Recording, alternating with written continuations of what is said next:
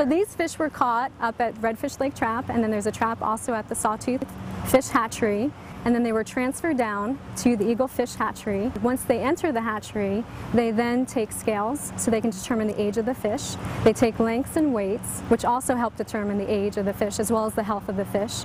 They look for scars and body marks on the fish to see if there were any predation that occurred while they were migrating through the corridor. They take genetics from the fish, so they take a tiny fin clip that we'll use again to look at its genome and answer some questions later on. Some of the smolts that Mike released into the system had pit tags in them, and he's checking to see if any of the fish that he pit tagged left the system and came back. It's really exciting to handle the fish and actually have pit tagged it and then see it come back 2 years later. And then they also give it some antibiotics so that the fish can sustain itself from different diseases.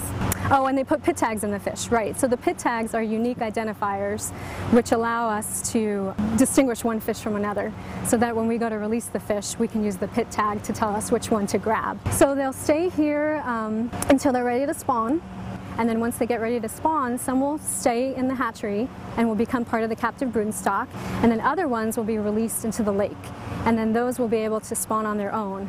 And then Mike, he'll radio collar a couple of those, and he'll look at reds and where they're spawning within the lake and be able to estimate how many spawned within the lake and what they're doing once they enter the lake.